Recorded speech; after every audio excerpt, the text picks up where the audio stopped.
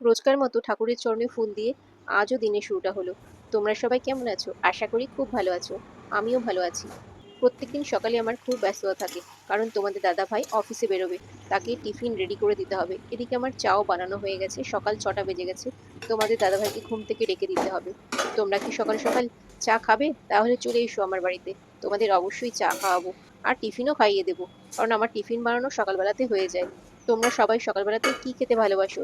রুটি, লুচি, পরোটা, না অন্য কিছু? অবশ্যই জানিও। আর টিফিন বক্স রেডি করছি, এদিকে দেখো। আজকে টিফিনে তোমাদের দাদাভাইকে চিলি চিকেন দিলাম, আর রুটি, আর সঙ্গে শসা। এই থাকবে আজকের টিফিনে। আর তোমরা কি এখন ঘুম থেকে উঠেছো, না এখনো ঘুমাচ্ছ? না অনেক রাত অব্দি কাজ করেছো, তার জন্য এখনো ঘুম ভাঙেনি? আমার তো রোজ সকাল 5:30টার মধ্যেই ঘুম ভাঙে যায়, কারণ অনেক রাতের অবধি আমি মোটেই জাগি না। আমি খুব জোর 12:30, পৌনে একটা এর মধ্যে শুয়ে পড়ি, কারণ বেশি রাত জাগলে আমি আবার সকালবেলা উঠতে পারবো না।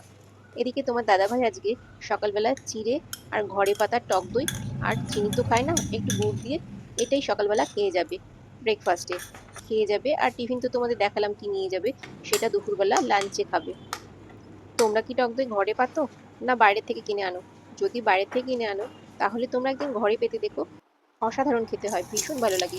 বাইরের থেকে অনেকটাই আলাদা। এদিকে তোমাদের দাদাভাইকে আমি খেতে দিয়ে টিফিন বক্সটা ব্যাগের মধ্যে ঢুকিয়ে দিই। এই যে টিফিন বক্সটা ঢুকিয়ে দিলাম, আর সঙ্গে দিলাম একটা অ্যাপেল আর জলের বোতল। এগুলো দিয়ে রেডি করে দেবো। এবার তোমাদের দাদাভাই খেয়ে দিয়ে অফিসে যাওয়ার জন্য রেডি হয়ে গেছে।